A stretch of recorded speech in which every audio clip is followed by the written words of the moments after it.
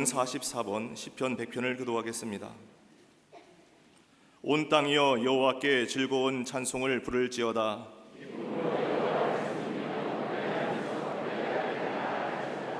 여호와가 우리 하나님이신 줄 너희는 알지어다.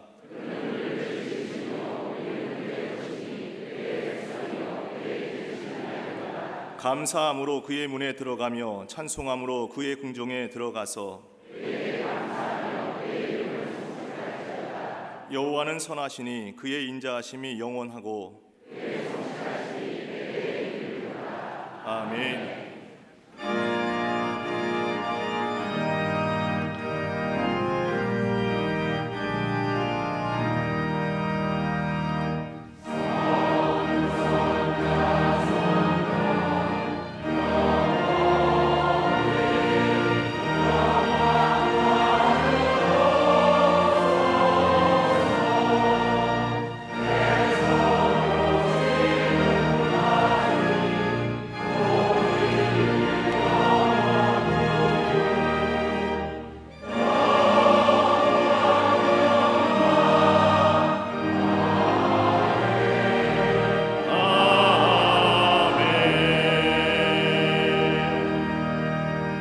전능하사 천지를 만드신 하나님 아버지를 내가 믿사오며 그 외아들 우리 주 예수 그리스도를 믿사오니 이는 성령으로 잉태하사 동정녀 마리아에게 나시고 본디오 빌라도에게 고난을 받으사 십자가에 못 박혀 죽으시고 장사한 지 사흘 만에 죽은 자 가운데서 다시 살아나시며 하늘에 오르사 전능하신 하나님 우편에 앉아 계시다가 저리로서 산 자와 죽은 자를 심판하러 오시리라.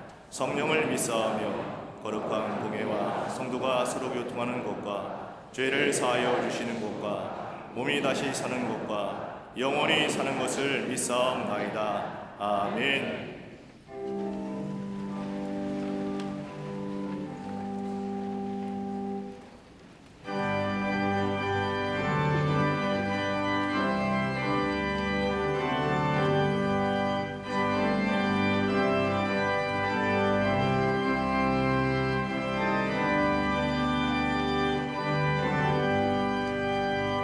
어느 곳에 있든지 내 마음이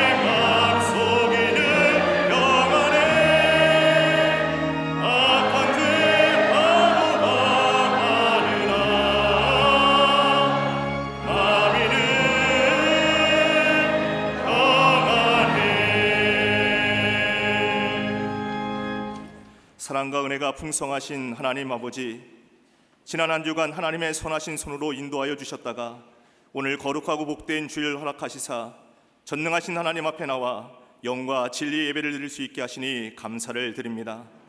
나그네 같은 저희들 삶 속에 하늘 평안과 순전한 기쁨을 주시고 소망 가운데 살게 하심에 감사를 드립니다.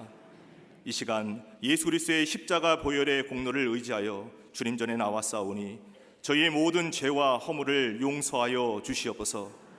저희의 연약한 손을 잡아주시사 심령을 새롭게 하시며 믿음을 더하시사 성령의 능력이 저희 삶 속에 가득 넘쳐남을 경험케 하여 주시옵소서. 예배당에 서기만 해도 은혜가 되는 쉐키나의 영광이 임하는 주일 예배를 통해 모든 교우들의 마음과 심령이 회복되게 하시며 위로부터 부어주시는 새 힘으로 불안의 안개가 짙은 세상 속에서도 오직 약속의 말씀을 붙잡고 나아가는 저희들 되게 하여 주시옵소서. 열방을 공의로 다스리시는 하나님 아버지, 대한민국이 하나님의 국률과 자비의 은혜를 힘입어 부솔 시냇가의 은혜를 누리게 하여 주시옵소서. 역사적으로 어려울 때마다 성도들의 눈물의 기도를 통해 우리 민족을 보호하셨던 하나님께서 눈물의 기도의 강수가 흐르는 방향으로 나라와 민족에 나아갈 방향이 결정되게 하여 주시옵소서. 하나님을 경외하며 자발적 헌신의 마음으로 국민을 섬기며 주변 나라들의 환경을 유연하게 대처할 수 있는 성령적 지혜를 가진 위정자들을 허락하여 주시옵소서. 정쟁과 분쟁이 종식되고 하나님의 공의가 선포되는 나라 되게 하여 주시옵소서. 한국 교회가 순전한 영성을 회복하게 하시며 억압받는 북한의 지하교회를 보호하시며 재건해 주시사 하나님의 복음이 한라에서 백두까지, 백두를 넘어 열방까지 울려 퍼지는 피 흘림 없는 복음적 평화 통일을 속히 맞이하게 하여 주시옵소서. 광림의 자들을 통해 역사하시는 하나님 아버지, 하나님의 거룩한 역사에 아름답게 쓰임받는 믿음의 선한 증거로 세상을 화평케 하는 교회로 이끌어 주시니 감사를 드립니다. 광림의 제단이 믿음의 새 차원으로 올라가 모든 상황을 압도하는 성령님의 능력으로 한국교회와 이민족의 새로운 미래를 위한 새로운 토대를 세워가게 하여 주시옵소서. 절대 진리를 부인하는 이 세대에 복음의 영광을 회복케 하는 구원의 방주의 사명 잘 감당케 하여 주시옵소서. 다음 세대를 세워가는 교회 학교와 샤이닝 키즈, 샤이닝 스쿨과 샤이닝 유스, 사랑과 청년 선교국, 청장년부가 강력한 말씀과 정직한 기도, 능력 있는 찬양을 통해 세상의 가치관을 뛰어넘는 영적 선순환의 현장이 되게 하여 주시옵소서. 속회와 선교회가 그리스도의 사랑으로 더욱 이웃을 섬기며 하나님의 공급하시는 능력과 지혜로서 빛과 소금의 사명을 온전히 감당하도록 인도하여 주시옵소서. 모든 부서와 기관마다 주님의 비전을 품고 은혜와 열정으로 가득한 새로운 토대를 세워가는 복음의 증거로 삼아 주시옵소서. 세우신 지성전과 해외 선교지를 불꽃 같은 눈동자로 보호해 주시며 성령의 인도하심을 따라 밟고 서는 곳마다 복음의 씨앗이 뿌려지고 열매 맺게 하여 주시옵소서. 주일 저녁 찬양 예배와 총력 전도를 위한 전교인 금요 은혜의 밤을 하나님 앞에 올려드리오니 영원 구원의 열정과 부르신 사명을 새롭게 하는 은혜의 진원지와 권능의 발전소가 되게 하여 주시옵소서. 믿음과 사랑 위에 세워진 가정과 일터마다 긍정과 인정, 위로와 격려가 넘치게 하시며 영적 권위의 질서 아래 형통의 복을 누리게 하여 주시옵소서. 삶의 모든 자리에서 사람에게는 전적 독립, 예수님께는 전적 위탁하는 광림의 모든 교우들 되게 하여 주시옵소서. 영적으로 새롭게 무장되어 세상을 변화시키는 하나님의 군대로 쓰임받게 하여 주시옵소서. 허락하신 자녀들마다 부모 세대보다 신앙생활 더 잘하게 하시며 믿음 안에서 최고의 영적 자아상을 가지고 주님의 지극한 사랑 안에서 영성과 겸손, 실력과 전문성을 겸비한 글로벌 리더로 성장하게 하여 주시옵소서. 평생토록 복음의 물맷돌과 기도의 지팡이를 높이 들고 거룩한 사투를 하시는 감독님께 영육의 강건하심을 더하시며 시대를 아우르는 참목자로 굳건히 세워 주시옵소서.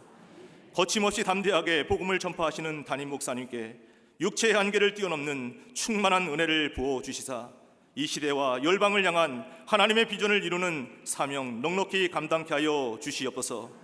절대 복음을 선포하실 때마다 모든 이들의 삶 속에 신적 개입을 통한 여호와 일의 기적 같은 역사가 늘 넘쳐나게 하여 주시옵소서. 이 시간 함께 예배드리는 남교회와 서교회, 북교회와 해외 선교지, 방송으로 예배드리는 모든 성도들 가운데 지성소의 은혜를 체험하는 거룩한 잔치가 배설되게 하여 주시옵소서.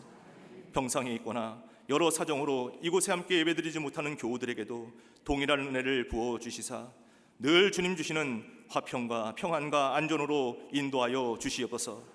예배를 위해 곳곳에서 몸과 마음과 물질과 시간을 드리는 교우들의 헌신과 충성을 통해 주님의 나라가 확장되며 복음이 전파되고 교회가 든든히 서갈 수 있도록 역사하여 주시옵소서. 주님의 신령한 임재를 찬양으로 화답하는 갈릴리 성가대와 오케스트라의 찬양을 기뻐 받아주시며 찬양이 울려 퍼질 때 성령의 충만한 임재를 목도하는 복된 체험이 있게 하여 주시옵소서.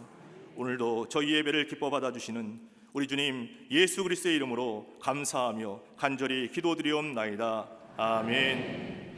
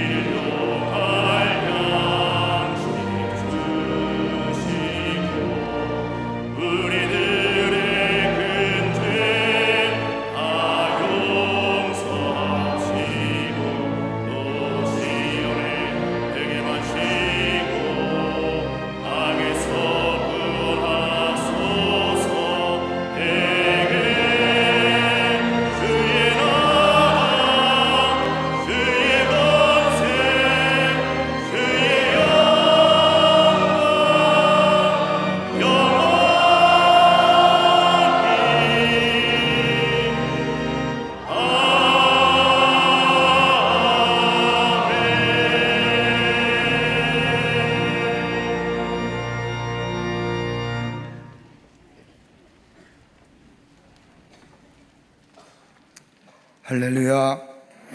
거룩한 주일에 주의 전에 나와 예배하는 모든 광림의 권속들 위해 하나님의 놀라운 은혜와 축복이 함께 하시기를 먼저 주의 이름으로 간절히 축원합니다.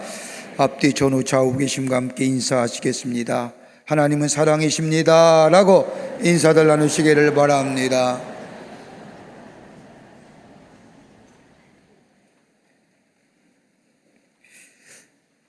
우리 10월 한 달은 우리 교회에서 청력전도에 달라고 정하고 전도하고 있습니다. 그 청력전도를 앞에 두고 오는 금요일 10월 4일 금요일 첫 번째 전교인 은혜의 밤, 금요 은혜의 밤을 본당 대예배실에서 저녁 8시부터 갖겠습니다. 전도를 앞에 두고 특별히 나라 위해서 기도 좀 많이 해야겠습니다. 나라와 또 이 땅과 교회와 또 전도 대상자를 놓고 오늘 금요일 날 전교인 금요 은혜의 밤 시간에 함께 모여서 이 본당 예배실에서 은혜의 밤을 갖겠습니다. 오늘 금요일 저녁 8시입니다. 다 함께 올라오셔서 함께 같이 기도하고 또 전도 대상자를 위해서 기도하고 나라 위해서 기도하는 그런 시간 되기를 간절히 바랍니다. 잊지 마시고 오늘 금요일에 전교인 은혜의 밤이 있습니다. 2019년도 전교인 축의 산상기도회가 남성교회 청년합회 주관으로 오는 10월 12일 토요일 오후 3시에 본당 예배실에서 있겠습니다. 봄과 가을에 한 번씩 산상기도회 있는데 지금 수도원에서 성전 리모델링 공사가 진행되기에 본당에서 하겠습니다. 본당에로 모셔서 함께 같이 기도하고 예배드리고 또 같이 은혜 받는 시간 되기를 바랍니다. 10월 예배 안내는 사성교구와 오성교구에서 봉사해 주시겠습니다. 오늘 강대면 26교구의 유대근 성도님 가정에서 자녀들과 함께 유명준 권사님을 추모하며 장식해 주셨습니다. 선교구와 교구 소식, 선교 모임들 보시고 다 참여해 주시기를 바랍니다.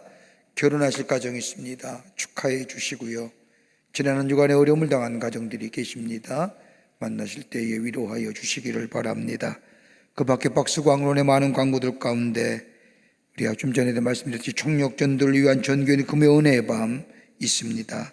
10월 4일 오후 8시부터 본당 예배실에서 또 2020학년도 수험생을 위한 40일 기도회가 오는 10월 5일서부터 진행이 됩니다.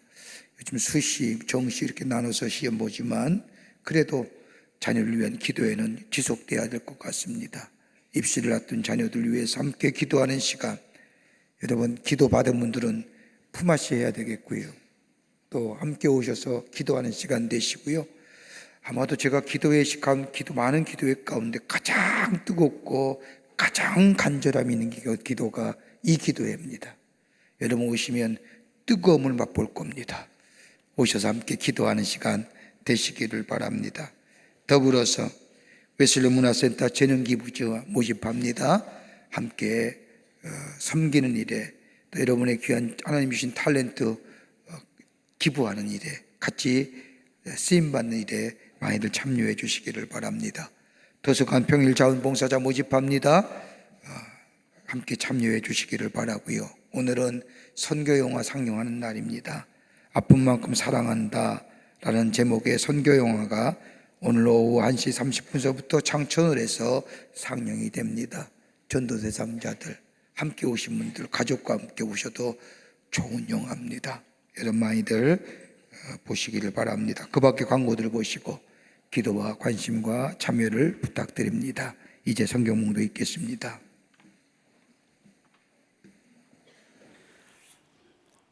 오늘 성경 말씀은 창세기 35장 1절에서 7절까지입니다.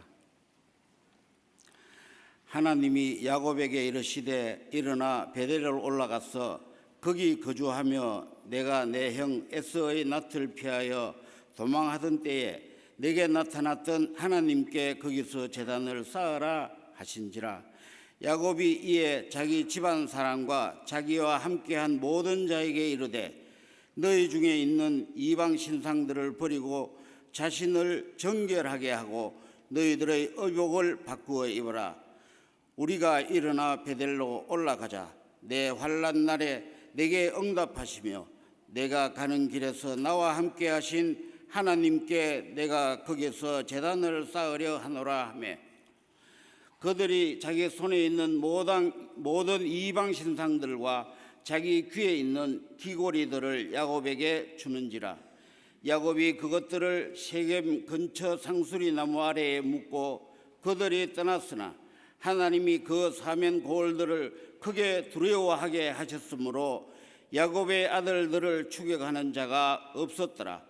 야곱과 그와 함께한 모든 사람이 가나안 땅 루스 곧 베델에 이르고 그가 거기서 제단을 쌓고 그곳을 엘 베델이라 불렀으니 이는 그의 행위의 낯을 피할 때에 하나님이 거기서 그에게 나타나셨음이더라. 아멘.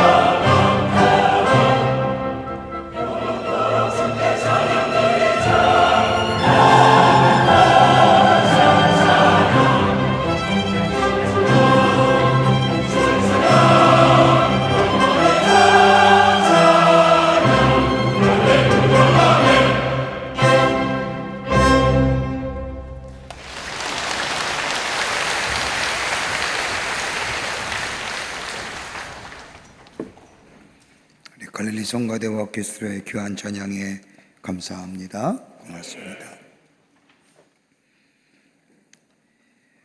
프랑스의 수학자이며 철학자인 파스칼이 쓴 팡세란 책을 보면 자신을 안다는 것에 대하여 이렇게 이야기합니다.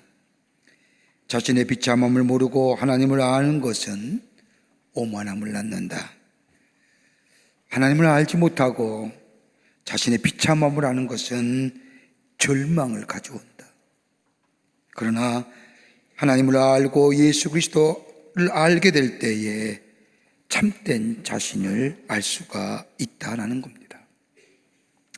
나 스스로가 내가 누구인지를 알 수 없기에 오직 자신을 아는 길은 십자가를 통해서만이, 십자가 안에서 내가 얼마나 비참한 죄인인가를 알 뿐 아니라 또 내가 얼마나 소중한 존재인가를 알게 된다는 겁니다. 여러분, 우리 마음속에는 두 가지의 자가 있죠. 하나는 슈퍼에고라고 하는 초인간상의 모습, 또 하나의 자는 트루에고라고 하는 진실된 자. 이것 가운데 늘 갈등하는 것이 우리의 삶입니다. 우리가 슈퍼에고에 끌려 참된 인간의 모습을 잃어버릴 때 거기에부터 불행이 시작이 됩니다. 그러기에 그리스도 안에서 참된 나의 모습, 내가 어떤 사람인가, 나의 진실된 모습을 발견할 수 있는 것만큼 소중한 일이 없습니다. 교만한 사람은 자기가 교만하다는 것을 알지 못합니다. 교만을 마치 정의감인 양, 때로는 지도력인 양, 어떤 때는 솔직함이란 말로 위장하지만 교만에 취하여 자신을 잃어버린 채로 비참하게 살아가는 사람들이 얼마나 우리 주변에 많은지 모릅니다. 마찬가지로 권위와 권위주의도 다른 거지요. 권위란 것은 진실과 겸손에부터 나오는 것이지만 권위주의는 교만으로부터 나오는 겁니다. 이렇게 볼 때에 우리 기독교는 변화의 종교입니다. 죄인이 의인으로 변하고 절망이 희망으로 변하고 교만함이 겸손함으로 변할 뿐만 아니라 무의미가 의미로, 원수가 사랑으로, 사망에서 생명으로 변화되는 것이 우리 기독교라 할 것입니다. 그런데 그 변화의 초점은 어디냐? 바로 인간입니다. 다른 것이 아니라 인간에 대하여 변화됨을 얘기하는 것을 볼 수 있습니다. 이러한 변화를 가진 사람에게는 하나님의 은혜를 주셔서 저를 하나님의 거룩한 역사에 사용하시고 하늘의 놀라운 복을 허락해 주십니다. 하나님의 놀라운 구속의 역사를 이루기 위해서 어떻게 사람들을 변화시켜 가게 하시며 어떻게 그럴까 새로워지는 자를 성경을 통하여 우리에게 말씀하고 계십니다. 그 가운데 한 사람이 오늘 본문에 나오는 주인공인 야곱입니다. 야곱은 어떻게 보면 변화될 수 없는 사람 중에 한 사람입니다. 그가 살아온 삶의 여정을 보면 자기의 주관이 분명한 사람이었습니다. 삶의 목표가 분명한 사람이었습니다. 그러기에 자신의 삶의 목표를 이루기 위해서는 자신의 헌신이나 서원이나 약속이나 윤리와 도덕이나 그에게 그렇게 중요한 것은 아니었습니다. 심지어 하나님과 맺은 약속도 그리 중요한 것은 아닙니다. 그럼에도 불구하고 우리 하나님이 이 야곱을 변화시켜서 하나님의 도구로 사용하실 뿐만 아니라 믿음의 조상의 반열로 세우시고 그에게 하나님의 약속하신 축복을 허락하실 뿐만 아니라 그를 통하여 이스라엘에게 하나님의 주신 축복을 누리게 하신 것을 보게 됩니다. 어떻게 야곱을 하나님이 변화시켜 가시는지요. 어떻게 보면 우리들도 하나님 앞에서 변화되어 가는 존재라 할 것입니다. 시련과 문제를 겪을 때마다 이 문제와 시련을 하나님 앞에 내어놓고 기도할 때마다, 그리고 하나님 앞에 매주일 나와 우리가 하나님의 자녀임을 고백하며 하나님의 말씀을 듣고 예배할 때마다 우리의 삶이 조금씩 변화되어 가는 것을 경험하실 줄 믿습니다. 끝까지 놓지 아니하시고 우리에게 약속하신 바를 이루시어 가시는 하나님, 그리고 그 삶의 목적지가 어디고 삶의 방향이 어디인가를 이끌어 가시는 하나님, 오늘 야곱을 통하여 어떻게 그가 변하여 하나님의 복된 존재, 복받을 만한 존재로 새롭게 변화되어 하나님이 그의 삶을 어떻게 이끌어 가셨는지, 오늘 우리가 모두가 다 하나님의 축복을 누리는 복받을 만한 사람, 복받을 만한 존재 되기를 간절히 소망하는데 어떻게 하나님의 축복된 복된 사람으로 살아갈 수 있을까요? 오늘 본문의 말씀을 통해서 몇 가지 함께 말씀을 나누며 영적인 교훈을 얻고자 합니다. 첫 번째는 하나님의 말씀에 순종하는 삶의 결단이 있어야 합니다. 어떤 상황 속에도 하나님의 말씀에 순종하는 삶이 되어야 한다는 겁니다. 성경에 나타난 야곱의 생애를 보면 그가 어떤 일을 만나든지 선택하고 결정하는 것에 딱 한 가지 기준점이 있습니다. 그가 선택하고 결정하는 가장 밑바닥에 가지고 있는 기준은 다른 것이 아니라 나는 복받아야 돼. 나는 복받을 거야. 난 복받는 사람 되어야 돼. 그러기에 이것이 그의 삶의 기준입니다. 무엇을 선택하든지 무엇을 결정하든지 다 이 기준에 맞춰서 삽니다. 그러기에 자신의 태어난 출생의 순서까지도 바꿔가면서 장자의 축복권을 빼앗은 것도, 저 삼촌의 집에 가서 종살이 하는 것조차도, 자기 아내를 얻은 것도, 형 에서를 만난 것도, 자신의 딸이 엄청난 일을 당한 것도, 모든 사건과 일을 당할 때마다 그의 선택과 결정의 가장 밑바닥에는 나는 복받아야 돼, 나는 복받을 존재야 라는 그것이 그의 가치의 기준이요, 선택의 기준입니다. 때는 지성으로 포장하고 때는 감성으로 포장하지만은 그가 선택하고 결정하는 가장 밑바닥에는 다른 것이 아니라 나는 복이 좋아, 나는 복 받아야 돼, 나는 그것을 위해 살아갈 거야 라는 것이 그의 삶의 기준입니다. 아버지인 야곱, 이삭과 형 에서를 속이고 삼촌의 집에 도망갈 때에도, 저 루스라는 광야에서 하나님의 약속의 말씀을 듣고 하나님과 소원했을 때도 하나님께서 만약 말씀하신 대로 내게 행하시면 나는 베델로 올라가겠다고 소원했음에도 그 소원 별로 중요하지 않습니다. 베델로 올라가겠다 해놓고 야곱은 숲곳으로 머물러 자신을 위하여 집을 짓고 가축을 위하여 우리를 만들었고, 저 세겜 땅에 가서 땅을 사서 본격적으로 나는 축복을 받은 사람이야, 나는 부한 사람이야, 나는 잘 사는 사람이야 라는 것으로 많은 사람들에게 드러냈고 자랑하고 싶었는데, 그러게 나는 복받은 사람이야, 나는 삶은 복이 최고야라고 외쳤고 그것을 위해 살아가고자 세겜 땅으로 내려갔던 것들, 그는 이 생각이 그의 마음과 생각을 지배했던 것을 보게 됩니다. 절박한 순간에는 하나님을 생각하는 것 같았지만 삶의 형편이 나아지면 자신이 가졌던 본래의 생각이 야곱의 마음을 지배합니다. 그랬던 이 야곱이 오늘 본문의 말씀을 보면 하나님이 베델로 올라가라고 할 때에 야곱은 이 하나님의 말씀을 진지하게 받아들입니다. 자기 자신을 위하여 그리고 자신이 쌓아놓은 것들을 지키기 위해서 선택하고 결정한 것이 아니라 이제는 하나님의 말씀을 따라 자신의 생각과 판단 그리고 욕심을 내려놓고 행동으로 옮깁니다. 하나님 베델로 올라가라 할 때 야곱은 그 말씀에 순종합니다. 여러분, 야곱에서의 베델이 어떤 장소입니까? 베델은 소망의 장소입니다. 아버지와 형 에서의 낯을 피하여 도망갈 때에 하나님이 이 땅에 나타나셔서 내가 너를 도우겠다고 약속했던, 그리고 그것을 소망으로 삼았던 장소가 베델입니다. 더더구나 베델은 하나님의 도우시는 장소요, 보호하시는 장소입니다. 오늘 성경 말씀을 보면 이 야곱의 가족들이 베델로 올라가기로 결단할 때에 그를 몹살게 울었고 그를 뒤쫓아왔던 많은 사람들이 야곱의 가족을 두려워했다는 이야기를 볼 때에 이 베델은 하나님이 도우시는 장소요, 지키시는 장소요, 인도하시는 장소입니다. 더 나아가 베델은 하나님과의 화해가 이루어진 장소입니다. 창세기 말씀을 보면 하나님께 제단을 쌓고 예배를 드렸던 베델의 제단, 이전에도 야곱의 조상들이 제단을 쌓고 하나님 앞에 예배했던 장소가 바로 이 베델입니다. 아브라함이 베델 근처 저 헤브론에서 제단을 쌓았고, 이삭은 부엘세바에서 단을 쌓았고, 야곱은 세겜 땅에서 제단을 쌓았습니다. 오늘도 이 루스 땅, 버려진 땅, 아무 쓸모없는 땅이 아니라 이것에서 하나님의 임재를 경험할 때 여기가 하나님의 집, 하나님의 장소, 엘 베델이라, 하나님과의 화해가 이루어진 장소라고 고백했던 장소가 바로 베델입니다. 더 나아가 베델은 기적의 장소였습니다. 전능하신 하나님의 뜻을 가진 지명으로 바뀌게 되었고 하나님의 기적을 경험했던 장소입니다. 이런 베델에 올라가 하나님 앞에 제단을 쌓고 예배했다는 것은 하나님께 소망이 있었다함을 고백하는 겁니다.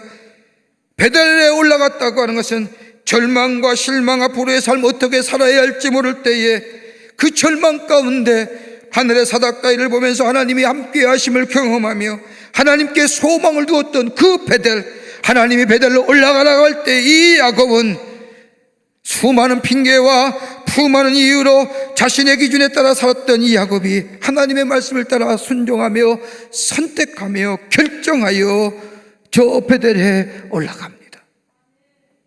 여러분, 믿음이 성숙하다는 게 뭘 가지고 얘기할 수 있을까요? 믿음의 성숙도는 뭘 가지고 얘기할 수 있을까요? 다름이 아니라 선택과 결정의 기준이 달라졌음을 얘기하는 겁니다. 사람들은 선택과 결정할 때마다 먼저 자신을 먼저 생각합니다. 그리고 선택합니다. 좀 더 인격적으로 낫다는 사람은 다른 사람을 생각하고 공동체를 생각하고 선택과 결정하지만 가만히 들여다보면 자신이 옳다고 생각하고 확신한 것을 가지고 선택하며 결정합니다. 왜냐하면 내가 옳다고 내가 맞다고 생각한 것이 지금 나의 삶을 만들어 왔기 때문입니다. 거기에 행복과 의미가 있다고 생각합니다. 그러나 오늘 본문의 말씀을 보십시오. 야곱의 모습을 보면 하나님의 말씀을 따라 순종하며 선택하며 하나님이 베델로 올라가라고 할 때에 이 야곱은 베델로 올라갑니다. 왜요?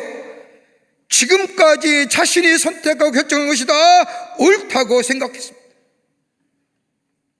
그것이 삶의 기준이었습니다. 그런데 지금 돌아보니 그것이 행복한 것이, 그것이 기쁜 삶을 나에게 주지 못했다는 것을 깨닫는 겁니다. 오히려 절망과 좌절의 삶을 가져다 주었습니다. 그렇게 꿈꾸었던 것들, 부를 이루고 많은 부족을 이루어서 많은 사람들에게 내가 이렇게 살았느라고 자랑했던 이 야곱, 세겜 땅에 왔을 때에 그렇게 사랑했던 딸 디나가 저 하몰의 족속에게 겁탈을 당합니다. 그로 인해서 야곱의 자식들이 다 나아가 그 모든 사람들을 다 죽여버리고 맙니다. 이 이야기를 들은 이 야곱이 어찌하여 이런 일이? 그러면서 자신을 생각합니다. 저들의 모습이 내 모습이 아니냐는 거예요. 기쁨과 감격을 누리려 그 세겜 땅에서 엄청난 일을 겪은 이 야곱, 절망과 좌절입니다. 부자로 살아야 돼, 부자가 되어야 되고 이것을 목적으로 살아왔는데 누리고 내가 가지고 보니 막상 그것이 내게 행복을 주는 게 아니었다는 거예요. 그뿐입니까? 그에 앞서 형 에서를 만난 일도 그러합니다. 엄청난 일을 뒤돌아보니 야곱, 이제 아버지 형을 만나려고 가보니 형한테 만난다고 얘기하니 형이 에서가 무려 400명의 군사를 이끌고 자신을 맞으러 온다는 겁니다. 말이 맞으러 오는 것이 자신에게 옛날에 당했던 그 일들을 갚아주고자 함이라는 이 생각한 야곱은 두려움과 절망 가운데 자신이 가졌던 이 부가 자신의 문제, 자신의 삶의 곤고함을 다 해결해 주지 않았는데 아니더라는 겁니다. 분이엘에서 하나님의 전사와 밤새도록 씨름합니다. 말이 씨름이지 절규입니다. 어찌 해야 됩니까? 어떻게 살아야 됩니까? 이 엄청난 시련과 문제 앞에 내가 부자가 되면 다 해결될 줄 알았는데 아니라는 겁니다. 여러분, 우리 인생의 삶의 변곡점이 어느 때 이루어집니까? 우리의 삶의 방향이 어떤 때 터납니까? 아마도 대부분의 사람이 다 그럴 겁니다. 자신의 삶에 대하여 절망과 좌절 앞에 놓여들 때에 우리의 삶의 새로운 변환점이 생기지 않습니까? 자신의 생각과 확신대로 살아왔지만 거기에는 진정한 행복과 기쁨이 없는 것을 발견하게 될 때에 오히려 아픔과 고통이 자신의 삶에 찾아왔을 때에 인간적으로 다른 사람 보기에는 괜찮은 사람이야, 저만 하면 잘 살았지라고 생각하며 그 또한 자신의 삶의 행복을 위하여 선택했고 결단했던 것이 행복한 줄 아는데 아니었다는 사실을 깨닫게 될 때에 삶이 변하지 않습니까? 변화가 하나님에 대한 새로운 반결이 있게 될 때 우리의 삶의 방향이 달라지지 않습니까? 하나님의 약속은 여전히 나의 인생에 유효한데 그래서 하나님이 나의 인생을 보호하시고 지키시고 인도하셨다는 사실을 깨닫고 인정할 때에 내가 옳다고 생각하시를 버리고 내 삶의 방향이 바꿔져 가지는 않습니까?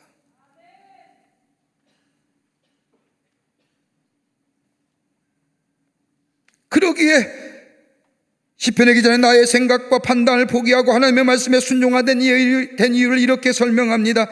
시편 110편 71절의 말씀을 보면 고난당하는 것이 내게 유익이라 이로 말미암아 내가 주의 율례들을 배우게 되었나이다. 내 기준을 가지고 내 인생으로 살았는데 나에게 찾아오는 것은 고난과 실패요.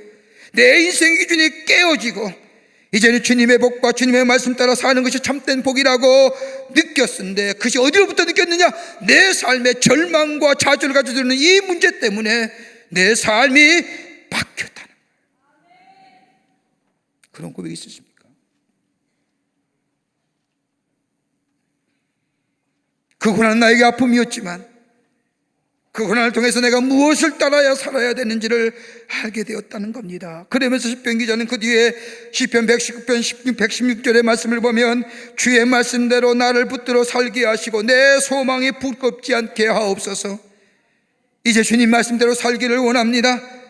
이제는 내가 주의 복된 말씀대로 선택하고 살아갈 수 있도록 주여 나를 은혜의 사슬로 묶으셔서 세상을 따라가지 않게 하시고 하나님의 말씀대로 살아갈 수 있도록 나의 삶을 주장하여 주시옵소서.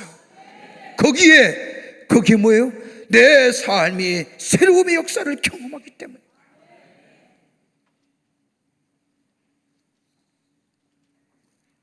하나님의 말씀 따라 살아가는 것에 생명이 있고 하나님의 말씀 따라 사는 것에 복이 있고 그 말씀 속에 정결함이 있고 축복이 있었음을 깨달았다는 겁니다. 그러기에 그 말씀을 선택하며 결정하며 순종하며 사는 거예요. 야곱이 그런 거예요. 다 잘 된 것 같은데 내가 그렇게 바라고 원하는 내 삶의 기준대로 사는데 내 삶의 행복과 기쁨이 아니라 절망과 좌절해서 베델로 올라가라는 주님 말씀. 그렇지. 거기는 소망이고 주님과의 화해고 주님의 인도하심과 보호하심이 있는 거고 거기에 기적의 역사를 경험하는 그 장소. 내 기준과 내 판단이 아니라 하나님의 말씀대로 하나님의 율례와 법대로 내가 살아가기로 결단하며 그의 방향이 터나게 될 때 그 인생이 거기에 뭐예요? 복받을 인생의 변곡점이 돼요. 두 번째는 영적인 통찰력이 복된 인생으로 나아가는 변곡점이 됩니다. 오늘 35장 3절의 말씀을 보십시오. 우리가 일어나 베델로 올라가자 내 환난 날에 내게 응답하시며 내가 가는 길에서 나와 함께 하신 하나님께 내가 가서 제단을 쌓으려 하노라. 여러분 성경에 나오는 야곱의 모습을 보면 야곱은 자신이 일어나는 모든 삶의 문제의 원인은 다 밖에서부터 시작된다 생각합니다. 형 에서의 장자의 축복권을 빼앗는 거 보세요. 야곱은 내 욕심이 아니라 우리 형 저 에서가 하나님이신 장자의 축복권을 등한시 여긴다고 생각하며 빼앗은 거예요. 우리는 아니라고 하지만 야곱은 생각합니다. 형이 얼마나 못냈으면 그 하나님이신 장자의 축복권을 등한시 여겨. 내가 빼앗은 거야. 나는 문제가 아니라 형이 문제예요. 삼촌의 나반의 집에서 내 부함을 누리는 것도 문제는 뭐예요? 아니야.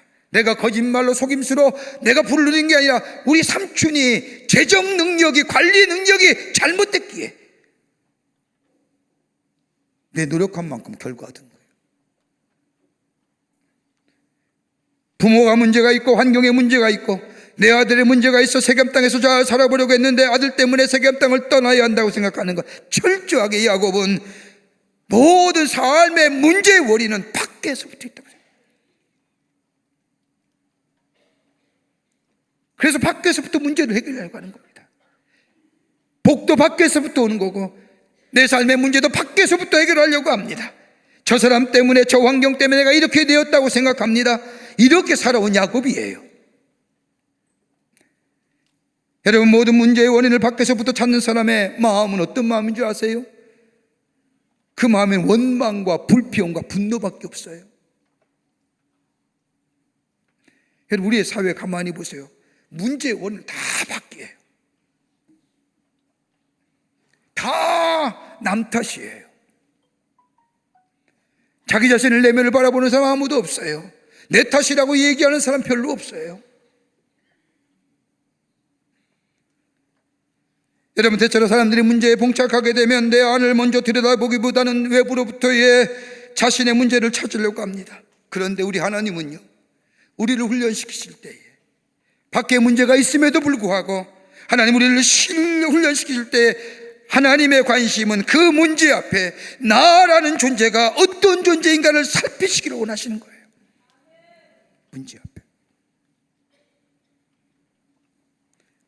문제 앞에 다른 사람을 비판하고 분석하고 욕하고 비난하기 전에 나라는 존재는 어떤 존재인가요? 여러분, 이 물음에 겸손함이 있는 거예요. 여기에 깨닫지 못하면요, 성경의 표현대로, 말씀대로 양심에 화인 맞은 자예요. 내가 누구인가? 내가 어떤 사람인가? 여러분, 사람마다 누구나 내가 가지고 있는 잣대를 가지고 다른 사람에 대하여 분석하고 평가합니다. 그러면서 얘기하죠. 저런 사람이 있을까? 이런 사람이 있을까? 얼마 전에 제가 경험한 건데, 요즘 우리 교회 안에 참으로 안타까운 사람이 있습니다.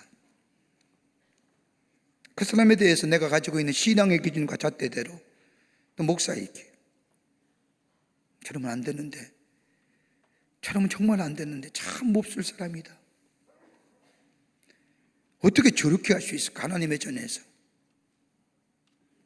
나름대로의 잣대를 가지고 그 사람에 대해서 평가하는데 제 마음속에 갑자기 이런 생각이 드는 겁니다. 야, 김 목사, 네가 저렇게 그 사람에 대하여 평가하고 분석하고 이야기하는 그 잣대를 하나님이 너에게 그대로 들이댄다면 넌 어떠냐?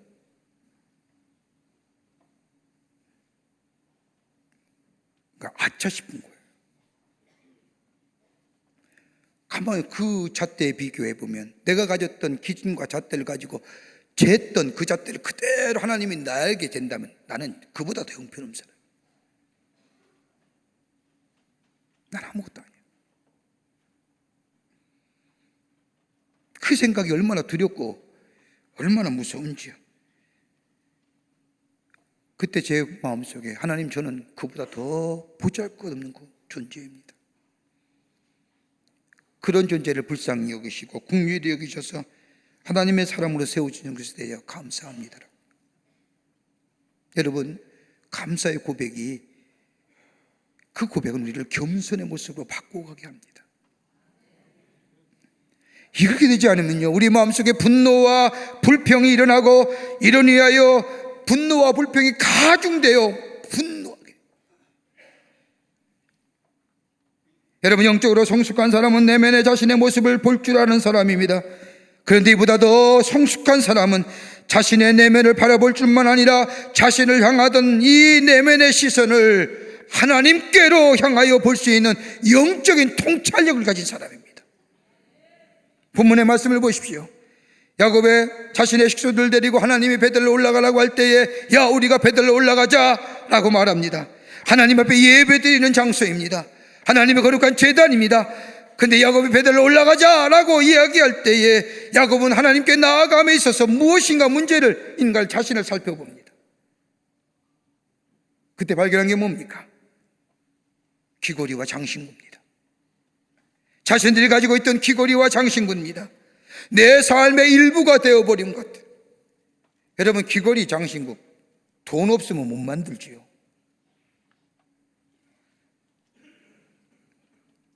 귀걸이와 장신구 돈 있어야 하는 거예요. 귀걸이와 장신구로 자신의 내면의 문제를 감추려고 했던 것입니다. 고추장스러운 것이지만, 불필요한 것이지만 그것을 통해서 내 삶에 불필요한 것들, 보여지지 않기 위해서 감추어졌던 것들, 다른 사람에게 드러내 보이지 않으려고 했던 감추어졌던 것들, 어느새 그것이 나의 몸의 일부가 되었고 내 성격의 일부가 되어 있던 것을 발견한 야곱은 하나님으로부터 멀어져 가는 것들, 자신의 내면을 들여다보고 시선을 넣어서 하나님 앞에 시선을 향하니 영적인 통찰 승인이 하나님으로부터 멀어져 가는 것들이 보여줬다는 겁니다. 그래서 뭐요? 귀걸이와 장신구들을 빼어서 세겜의 상수리 나무에 묻어두고 세겜으로, 베델로 올라가는.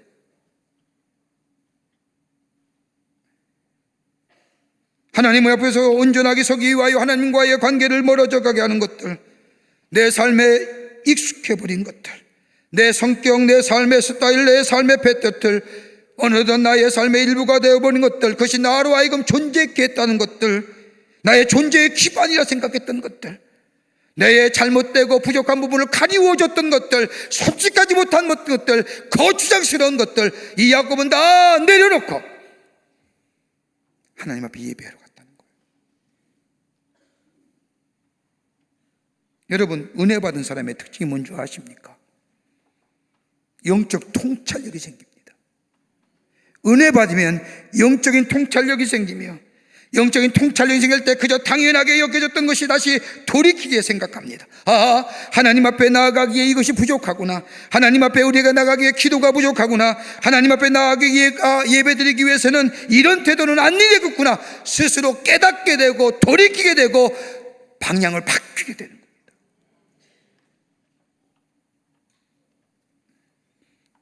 당연하게 보여지는 것들, 영적인 통찰력이 생기게 될 때에 하나님 앞에 나아갈 때 이것이 아니구나고 생각되며 좀 더 겸손하게 하나님의 말씀과 기도로 서야겠구나 생각하고 자신을 살필 줄 아는 자. 여러분, 영적력이, 통찰력이 우리 안에 생기면 내 자신이 하나님 앞에서 바르게 볼 뿐만 아니라 그 다음에 오는 것이 뭡니까? 영적인 갈급함입니다. 더 말씀이 사모하게 됩니다. 더욱더 기도의 자리에 서게 합니다. 은혜가 더욱더 깊이 느껴지면 느껴질수록 우리에게 찾아오는 영적인 갈급함이 하나님의 말씀을 더 사먹게 하고 하나님의 말씀을 더 갈급하게 만들며 더 기도의 자리에 서게 합니다. 야곱이 그랬다는 겁니다. 이것이 바로 이 갈급함이, 영적인 통찰력이 그로 하여금 복 받을 만한 존재의 자리에 서게 했다는 겁니다. 여러분, 하나님 예배의 자리에 나오실 때 어떻게 나오시는지요? 영적인 통찰력에 갈급함이 있게 될 때 하나님은 야곱이라 할지라도 그를 세워서 복받을 존재로 하나님이 변화시키신 것을 보게 됩니다. 끝으로 예배하는 인생입니다. 예배하는 인생이어야 됩니다. 오늘 35장 7절의 말씀을 보십시오. 그가 거기서 제단을 쌓고 그것을 엘베들이라 불렀으니 이는 그의 영의 낯을 피할 때에 하나님이 거기서 나타나셨음이더라. 여러분, 성경에 가만히 나타난 야곱의 모습을 보면 하나님께 예배했다고 하는 것 별로 찾을 수 없습니다. 하나님 앞에 예배했다는 것 별로 찾아볼 수가 없습니다. 왜요? 야곱의 삶 속에는 하나님을 향한 예배가 별로 없습니다. 그 이유가 다른 것이 아니라 바로 자신이 예배의 대상이기 때문에, 자신의 모습이 예배의 대상입니다. 형식적으로는 하나님 앞에 예배 드렸는지 모르지만은 진심으로 정성을 다하여 하나님 앞에 예배 드리는 것을 볼 수가 없습니다. 야곱이 예배 드렸다는 것이 오늘 본문 35장에 나오고 그 다음에 야곱이 예배 드렸다는 기사가 46장 1절에 나옵니다. 46장에 나오는 야곱의 예배의 모습을 보면 자기 아들인 요셉이 죽었다는 소식을 들은 이 야곱이 절망과 좌절 가운데 있을 때에 그 요셉이 죽지 아니하고 애굽의 총리 대신 되었다는 이야기를 듣게 되자 야곱이 하나님 앞에 예배합니다. 그 예배하며 고백하는 것이 하나님은 참으로 신실하십니다. 하나님은 약속을 지키시는 분입니다. 나의 눈물의 기도를 들으시는 하나님이십니다 라고 하나님 앞에 진정을 다하여 마음을 다하여 예배 드립니다. 여러분, 야곱에 있어서 예배 드린다는 게 어떤 의미일까요? 야곱이 예배드리는 사람으로 변화해 가는데 그 모습을 잘 나타내는 것이 있다고 한다면 저 창세기 28장에 나타난 베델 광야에서의 하나님을 만났던 장면입니다. 아버지를 속이고 형의 장자권을 빼앗아가는 이 야곱, 두 죽음이 두려워 미래의 불확실성에 부엘세바를 또 하나를 향하여 가지만은 두려움 자체입니다. 그러던 가운데 루스라는 광야에서 돌베개를 빼고 하룻밤을 잘 때에 하나님의 임재함을 경험합니다. 하나님께서 너의 하나님이 되어주시고 너를 인도하여 주고 하늘과 땅에 복을 주시고 번성케 하겠다고 하는 약속의 말씀을 드린 이 야곱은 하나님 앞에 이렇게 고백합니다. 창세기 28장 21절과 22절의 말씀을 보면 내가 평안히 아버지의 집으로 돌아오게 하시면 여호와께서 나의 하나님이 되실 것이요 내가 기둥으로 세운 이 돌이 하나님의 집이 될 것이요 하나님께서 내게 주신 모든 것의 10분의 1을 반드시 하나님께로 드리겠나이다 하더라. 여러분, 이 짧은 말씀이지만 여기에 뭐가 있어요? 예배의 정신이 담겨져. 예배가 뭐냐는 거예요. 야곱은 하나님 앞에 예배 드릴 때에 하나님이야말로 정말 나의 하나님 되십니다. 생명과 죽음이 하나님께 있음을 내가 고백합니다 라고 이야기합니다. 여러분, 예배는 다름이 아니라 하나님과 나와의 관계가 새롭게 정립되는 자리의 재정립입니다. 하나님은 하나님의 자리에 세우시고 나는 피조물의 자리에 세우는 겁니다. 이게 예배의 정신입니다. 우리가 살다 보면 내가 원치 않게 교만할 때가 있고 원치 않게 땅으로 꺼져버릴 때가 있습니다. 그러나 예배를 드릴 때 나의 자리가 바르게 찾아지는 겁니다. 하나님은 창조 되시고 예배 받으시기에 합당한 존재로 하나님의 자리에 서는 것이고 나는 그의 피조물로 하나님께 예배하는 자로서 나의 자리, 인간의 자리에 서는 겁니다. 이 예배 제대로 드릴 때에 바른 그리스도인이에요. 하나님 되십니다. 나의 인생의 주인 되십니다. 이게 예배의 정신이요 고백입니다. 또 하나 있습니다. 야곱의 이 고백 속에는 또 하나의 예배의 정신이 담겨지는데 그가 고백한 말씀을 보면 기둥으로 세운 이것이 하나님의 집이 될 것입니다 라고 고백합니다. 무슨 말씀입니까? 지금 루스 광야에서 고백한 겁니다. 하나님 비록 이것이 광야라 할지라도 하나님이 임재하시고 하나님이 함께 하시는 것, 하나님의 전이 되고 하나님이 거하신 것이 되며 하나님이 역사하는 것이 될 것입니다 라는 고백입니다. 지금 우리의 삶의 모습으로 해석한다면 하나님, 내가 살고 있는 내 가정이 광야 같다 할지라도, 내가 일하는 일터가 광야 같은 일터라 할지라도 하나님 이곳에 임재하시고 우리의 가정과 우리의 일터와 함께 하시며 동행하시면 하나님께 드리는 구별된 예배 드리는 장소가 이곳이요 나의 삶을 그렇게 살겠습니다 라고 하는 거예요.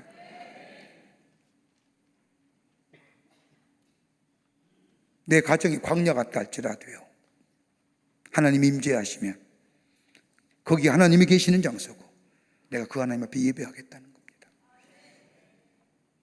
나의 삶의 어떤 환경과 여건 가운데일지라도 하나님이 나의 구세주가 되시고 나를 구원해 주시고 내가 살고 있는 이 삶의 연장이 하나님께 예배드리는, 하나님을 경외하는, 하나님의 거룩한 것이 나타나는 그런 삶으로 나의 삶을 살겠다는 게 예배예요.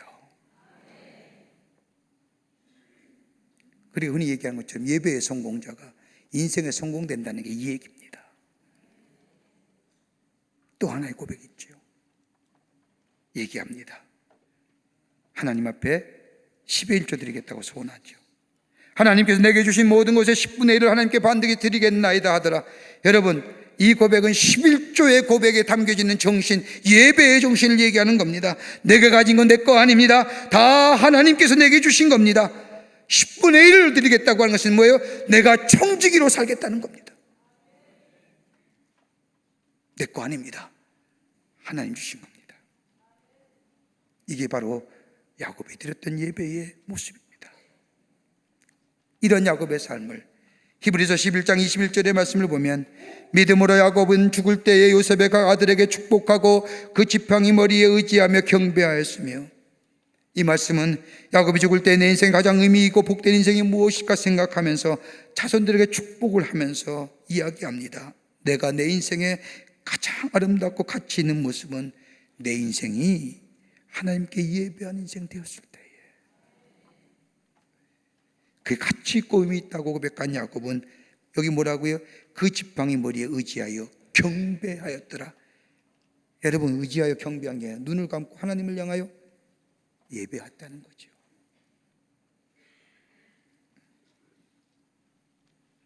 나의 가치 있는 것은 물질이나 명예 그 밖의 것이 아니라 생사와 복의 주인 되시는 하나님을 믿는 믿음의, 이것이 나의 가치 있는 인생이고 주님이 나와 함께 하시고 동행하는 것이 의미 있는 일이고, 여러분, 이 고백 속에 야곱을 복 받을 수 없는 인생을, 복 받을 수 없는 사람, 하나님 복 받을 삶으로 세우시고 그를 변화시켜 주신 거예요.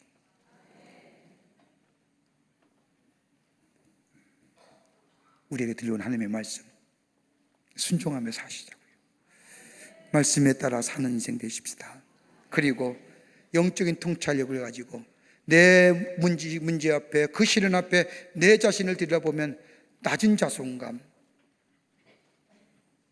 실망과 나에 대해서 좌절하지만 그 시선을 하나님께 돌리면서 영적인 통찰력을 가지고, 그러면 더욱더 하나님 앞에 나아가는 자, 내 고추장스럽고 내 부자의 것을 다 내려놓고 영적인 갈급함을 갈구하며 하나님 앞에 나아가는 심령, 그 위에 은혜 주시고, 그뿐 아니라 예배하는 자리에 서게 될 때 하나님 우리를 복받을 존재로, 복받을 만한 존재로, 약속을 이루시는 존재로, 그러기에 시편 1편의 고백처럼 복 있는 사람은 악인의 꾀를 쫓지 아니하며 죄인의 자리에 서지 아니하며 오만한 자리에 앉지 아니하는 것처럼 복된 인생으로, 하나님의 약속의 성취를 이루어가는 인생으로 우리를 살아가게 해 주실 줄을 믿습니다. 이런 인생으로 많은 사람에게 하나님의 살아계심을 증거하며 사시는 여러분과 저와 되시기를 주의 이름으로 축원합니다. 하나님 감사합니다. 사랑하시고 지키시고 인도해 주심에 감사합니다.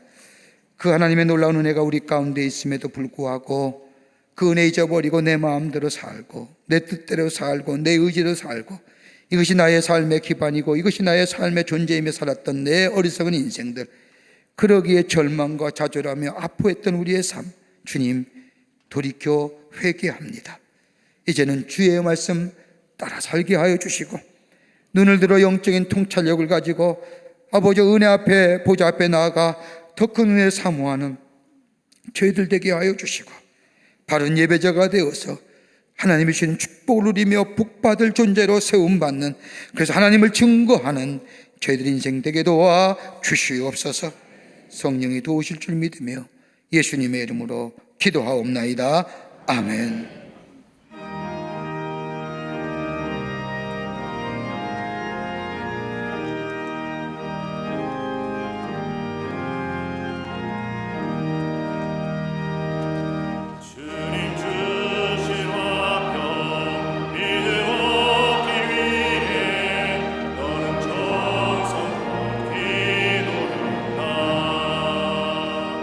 주의 재단 앞에 모든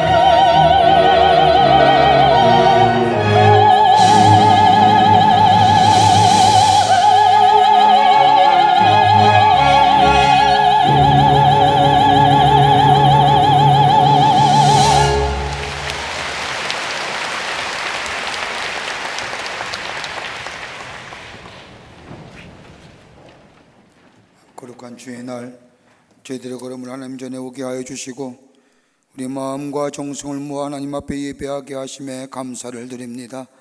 우리 예배를 기쁘게 흥명하여 주시고 하늘을 활짝 열어주시사 하늘의 놀라운 은혜와 축복이 임하는 이 시간 되게 하여 주시옵소서. 하나님 앞에 예물 드리며 아버지 하나님이여 저희들의 귀한 정성, 아버지 저희들의 귀한 사랑 주님께 드립니다. 기쁘게 받으시고 하나님 나라의 귀하게 쓰임 받게 하여 주시고 이 물질 쓸 때마다 예수 그리스도의 생명의 말씀이 널리 증거되어 믿는 자의 수가 많아지는 성별되고도 복된 예물로 주님 삼아 주시옵소서. 드린 손길마다 기억하여 주시고 저들의 삶 가운데 하나님의 지키심과 인도하심이 보호하심이 함께 하셔서 하나님의 살아계심을 증거하며 많은 사람에게 나타나 보이는 당신의 백성들이 다 되게 하여 주시옵소서. 아버지 하나님, 이 나라 이 민족에 함께 해주시고 하나님이 지키시는 나라와 이 민족 되기를 원합니다. 이 나라 참 어려운 가운데 있는데 하나님 이 땅에 주해 주시는 참된 샬롬의 축복이 임하게 하여 주셔서 모든 불안과 염려가 사라지게 하여 주시고 모든 백성의 평화의 마음, 화목의 마음 갖고 있을 수 있도록 주께서 이 땅 위에 참된 평화 허락하여 주시옵소서. 정치, 경제, 사회 모든 분야에 하나님 친히 다스려 주기를 원합니다. 이 백성 국민이 여겨주시고 이 백성 치유하여 주시고 회복시켜 주셔서 나눔이나 갈등이나 대립이나 다 사라지게 하여 주시고 하나 되어서 새로운 미래를 향하여 나아가는 이 나라 이 백성 되어줄 수 있도록 도와 주시옵소서. 위정자들에게 지혜 주시옵소서. 교만하지 않게 하여 주시옵소서. 백성들의 말에 귀 기울일 수 있게 도와 주시옵소서. 오만과 독선으로 인하여 행여나 백성들의 마음속에 상처 주지 않도록 하나님 저들의 마음과 생각을 주장하여 주시옵소서. 이 나라 구호해 주시고 보호해 주시고 하나님 역사하여 주시옵소서. 이 나라의 자유와 평화를 위해 안보를 위해 수고하는 우리의 장병들의 수고와 노고 기억하여 주시고 헛되지 않도록 이 땅의 자유가 지켜지게 하시고 안보가 든든히 세워지게 도와 주시옵소서. 성령이 우리와 늘 동행하시고 우리의 삶 가운데 늘 함께해 주시옵기를 원하오면서 예수님의 이름으로 기도하옵나이다. 아멘.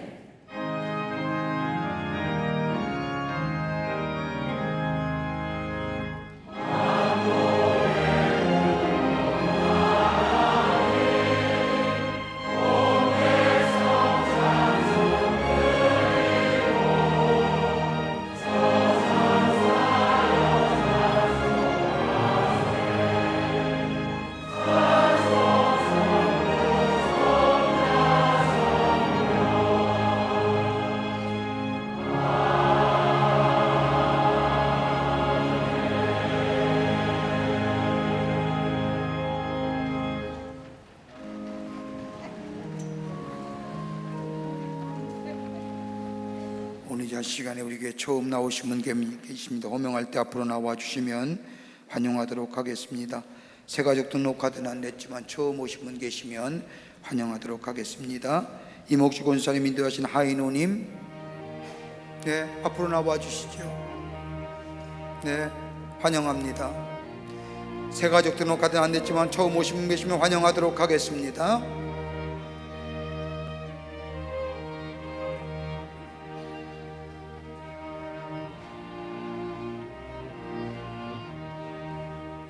기도하겠습니다. 하나님, 당신의 귀한 백성 주의 전에 오게 하심에 감사합니다. 저의 이름을 하늘나라의 생명책 기록해 주시고 주의 인도하심과 동행하심과 아버지 함께 하심의 역사가 넘쳐나 입을 열 때마다 주의 놀라운 구원의 역사와 영원한 소망을 증거하며 이 땅에 살면서 주의 축복을 누리며 사는 복된 백성 되게 하여 주시옵소서. 주님이 늘 동행해 주실 줄 믿으며 예수님의 이름으로 기도하옵나이다. 아멘. 뒤돌아서실까요? 여러분께 박수로 환영하시죠. 예, 감사합니다. 우리 장로님 따라가 주시면 교회 소개하겠습니다. 말씀 묵상 중에 온타님 10월호가 나왔습니다. 여러분 사무실에서 또 가정에서 하루를 말씀으로 여는 귀한 말씀의 묵상집 되기를 원하고요. 혹 우리 장병들이나 우리 경찰관이나 또 영어의 몸에 계신 분들에게 원타임으로 문서 선교하실 분들은 말씀해 주시면 귀하게 쓰임받도록 하겠습니다. 뉴스레터 나왔습니다. 지난 2주간 교회에 있었던 소식을 모았습니다. 보시고 함께 은혜 나누시고 또 전도의 기회로 교회를 소개하는 기회로 삼으시기를 바랍니다. 다 일어나실까요? 우리 전후좌우 계심과 이렇게 인사하며 고백하겠습니다. 예수님이 우리의 소망이십니다 라고 인사들 나누시기를 바랍니다.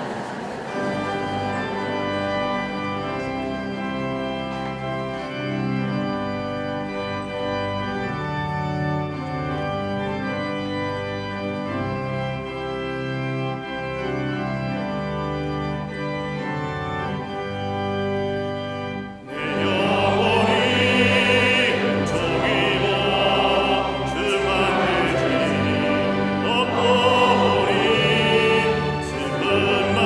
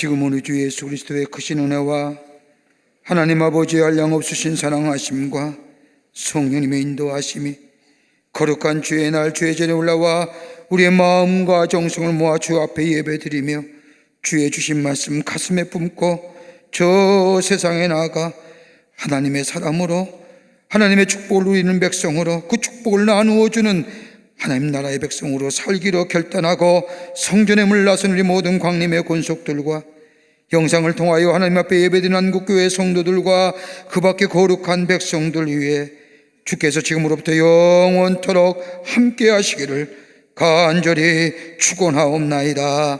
아멘. 좋으신 하나님, 좋으신 하나님, 참 좋으신 나의 하나님.